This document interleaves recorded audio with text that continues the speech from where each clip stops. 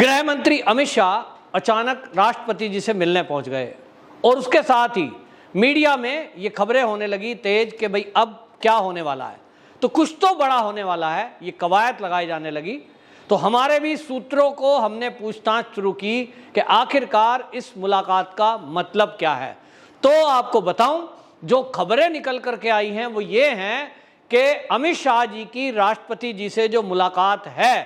ये पश्चिम बंगाल की उनकी यात्रा है। वहां वो कार्यकर्ताओं से मिलने जा रहे हैं और स्थिति का जायजा लेने के लिए अमित शाह पश्चिम बंगाल जाने वाले हैं। इसके जाने के पहले ये मुलाकात, इसके कुछ मायने हैं और वो ये हैं कि वहां राष्ट्रपति शासन को लेकर कोई बड़ा निर्णय वो राष्ट्रपति जी लेने वाले हैं, ऐसा सूत्र बता रहे हैं। क्योंकि आपको बता दें कि जो चुनाव के बाद पश्चिम बंगाल में हिंसा हुई थी उसको लेकर के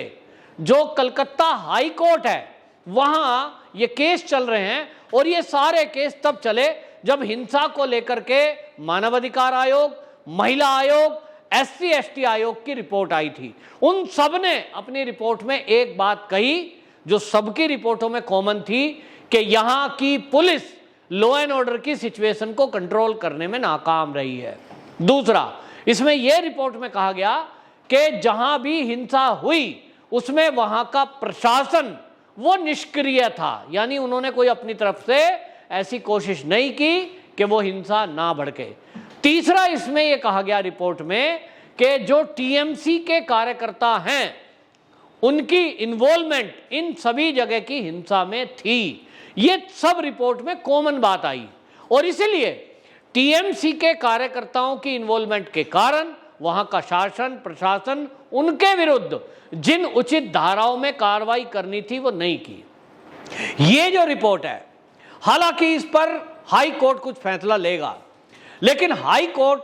या सुप्रीम कोर्ट, न्यायपालिका, हम देखते ही हैं कि हमारे देश का सिस्टम किस तरह से काम करता है।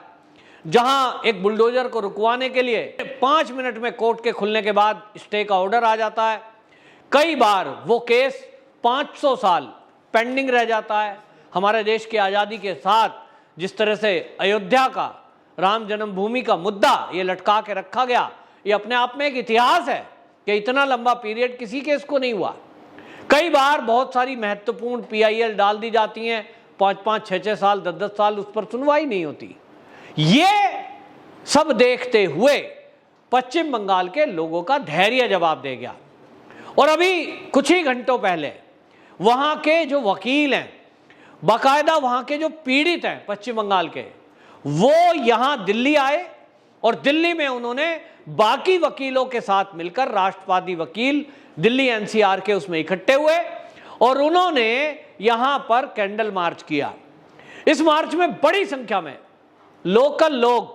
और पश्चिम बंगाल के लोग ये सब शामिल हुए, क्योंकि लोकल लोगों का, दिल्ली के लोगों का, NCR के लोगों का भी मानना है कि जिस तरह की खबरें पश्चिम बंगाल से आ रही हैं वो अपने आप में बहुत गंभीर है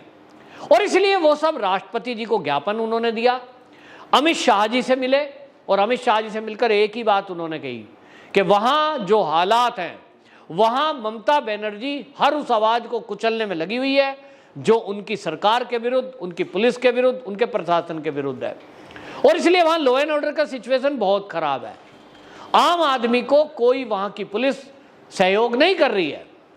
जो गुंडे हैं उनके खिलाफ FIR लिखने के लिए पहली बात तो लिखते ही नहीं है,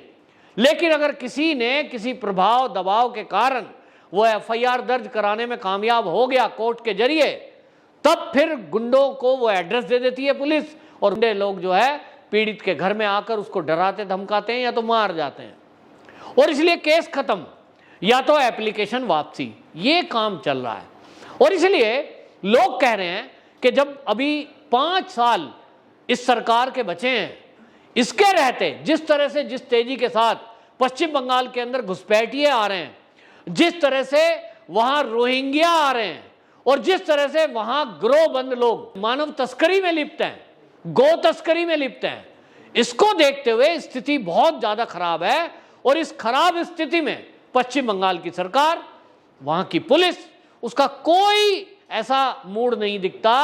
कि वो इन सब अपराधों को रोकने के लिए कोई इंटरेस्टेड है। इसी में ममता बनर्जी ने एक और विवादित बयान दे दिया, और वो इसको लेकर दिया जो बीएसएफ को केंद्र सरकार ने एक पावर दी थी कि वो बॉर्डर से 50 किलोमीटर अंदर तक अपराधियों को पकड़ने के लिए, तस्करों को पकड़ने के लिए ऑपरेशन चला सकती है, सर्च कर सकती है, वो किसी की गिरफ्तारी कर सकती है, जो कि पहले ऐसा नहीं था, 15 किलोमीटर था। इसको लेकर ममता बनर्जी का बयान आ गया और उन्होंने अपनी पुलिस को कहा कि ये जो बीएसएफ है इसकी एक्टिविटी पे नजर रखें। और इतना ही नहीं, ममता बनर्जी ने बयान दिया था कि ये बीएसएफ वाले निर्दोष लोगों को मार के और डाल देते हैं नदी में, इतना तक आरोप लगाया। अब आप समझिए, केंद्रीय सुरक्षा बलों पर सीधे सीधे ये आरोप लगाना ये कहां तक उचित है। इसको लेकर के जो हमारे अर्धसैनिक बल हैं, बीएसएफ के अधिकारी हैं, उन्होंने बाकायदा रिपोर्ट दी कि जिस तरह से पश्चिम बंगाल में बांग्लादेश से सीमा पार से गो तस्कर आते हैं, मानव तस्कर आते हैं, नशे के तस्कर आते हैं, ये अपने आप में बहुत गंभीर समस्या है और हमें यहाँ लॉ एंड ऑर्डर को मेंटेन करने के लिए पुलिस का सहयोग लेना पड़ता है, जो हमें नहीं मिल रहा है। अब ऐसे में जब बीएसएफ की कार्रवाई को ममता बनर्जी रोक रही है, जब वहां आम जनता को कुछ सहयोग नहीं कर रही है, आम जनता वहां सुरक्षित महसूस नहीं कर रही है, महिलाओं को घरों से उठा के ले जाया जा रहा है, गुंडे उठा के ले जाते हैं, इस तरह की हालत है, खुलेआम बलात्कार, हत्या, हिंसा वहां हो रही है और टोलाबाजी, कटमनी ये पहले से चल रहा है। तो ऐसे में क्या रास्ता बचता है? केंद्र सरकार के पास एक ही रास्ता बचता है, राष्ट्रपति शासन, और इसी की मांग वहां की जनता कर रही है। और इसी मुद्दे पर जो हमारे सूत्र हैं वो ये बताते हैं कि अमित शाह जी राष्ट्रपति जी से मिले थे और संभावना है कि इस मुद्दे को लेकर वो जो है कोई निर्णय कर सकते हैं। हाल ही में ये सब चीजें आ रही हैं, लेकिन इसके लिए जो माहौल और वक्त चाहिए उसको देखा जा रहा है। इसी तरह आपको बता दूं, ये जो सब चीजें कवायद चल रही थी, हमारे जो सूत्र हैं वो ये बता रहे हैं कि इन सब चीजों को लेकर के केंद्र बहुत गंभीर है और जो बीजेपी के कार्यकर्ता हैं, पश्चिम बंगाल के कार्यकर्ता हैं, वो एक एक करके हमने देखा टीएमसी के डर से वो बीजेपी छोड़ करके टीएमसी में गए। इसलिए नहीं कि उनकी विचारधारा बदल गई है, कि वो आज बीजेपी में थे, राष्ट्र के बारे में सोच रहे थे, देश के बारे में सोचते थे, तो उनको लग रहा है कि अब टीएमसी बड़ी अच्छी पार्टी हो गई है ना, इसलिए नहीं गए हैं। वो केवल इसलिए गए कि उनका वहां जीना हराम कर दिया गया।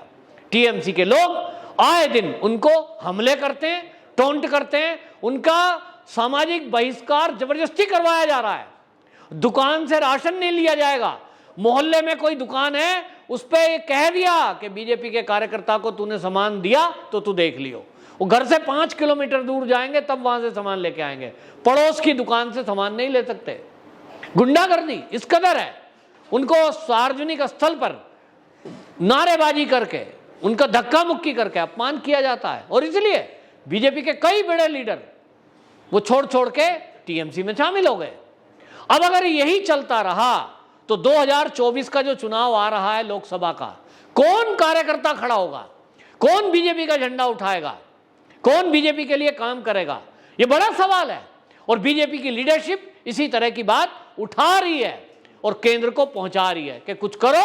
वरना यहां कुछ होने वाला नहीं है। 2024 के लोकसभा के चुनाव में हम कुछ नहीं कर सकते। आज की समय में जनता जागृत है, जनता चाहती है कि राष्ट्रपति शासन लगे तो हम मोदी के लिए वोट खुलकर करें, जो जब तक संभव नहीं है जब तक वहां राष्ट्रपति शासन नहीं लगेगा। और इसीलिए लोकसभा के चुनाव को सुरक्षित और ठीक ठाक निष्पक्ष कराने के लिए वहां राष्ट्रपति शासन लगना बहुत जरूरी हो गया है। और इसीलिए भारतीय जनता पार्टी के कार्यकर्ताओं की जो मांग है उसको देखते हुए अमित शाह जी ने इस मामले में यह तय किया है कि वो पहले वस्तु स्थिति जानेंगे, अपने कार्यकर्ताओं का उत्साह बढ़ाने के लिए वो खुद वहां जाएंगे और इसी बीच वहां अफसरों से बातचीत करेंगे। कुछ अफसरों को ट्रांसफर करने की बात भी सुनने में आई है कि वहां के कुछ अधिकारियों को ट्रांसफर किया जाएगा और निष्पक्ष अधिकारी हैं उनकी नियुक्तियां की जाएं, इसके बारे में विचार हो रहा है। तो कुल मिलाकर के ये आत्ममंथन, आत्मचिंतन बीजेपी के संगठन के तौर पर भी चल रहा है और सरकार के अंदर भी चल रहा है। अगले आने वाले दिन बहुत महत्वपूर्ण है जिसमें पश्चिम बंगाल को लेकर बड़े निर्णय होने के पूरे चांस हैं, क्योंकि बीएसएफ से टकराव पुलिस का सीधे सीधे ये जो हो गया है, इसका सीधा फायदा देश के दुश्मन को मिल रहा है, नशाखोरों को मिल रहा है। और हमने देखा किस तरह से अभी हाल ही के दिनों में नशे की बड़ी बड़ी खेप, हेरोइन की, गांजों की, ये हमने देखा है देश के अलग अलग हिस्सों में। एनसीबी ने जो कार्रवाई की, उनकी रिपोर्ट भी यही है कि बॉर्डर पार से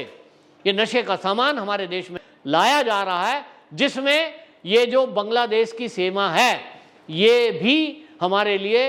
असुरक्षित है। और इसलिए यहाँ बीएसएफ के साथ साथ लोकल पुलिस, शासन प्रशासन का खड़े होना बहुत जरूरी है, जो आज के समय में नहीं हो रहा है। और इसलिए देश की एक सीमा असुरक्षित है, जबकि जो पश्चिम बंगाल की सीमा से लगता हुआ बांग्लादेश का एरिया है, बांग्लादेश की तरफ से, सरकार की तरफ से भारत सरकार को पूरा सहयोग करने के लिए कहा गया है। लेकिन सवाल वही है, जब तक पश्चिम बंगाल में पुलिस पर कंट्रोल ना हो, उनके जो भ्रष्टाचार है उस पर अंकुश ना लगाया जाए, तब तक अपराधियों की धरपकड़ हो ही नहीं सकती, ये लोगों का कहना है। और इसलिए राष्ट्रपति शासन लगने में एक कदम ये माना जा रहा है। और इस मीटिंग के मायने यही निकाले जा रहे हैं कि अगले कुछ दिनों में आप देखें कि पश्चिम बंगाल के लिए राष्ट्रपति शासन लगाया जा सके। वंदे मातरम।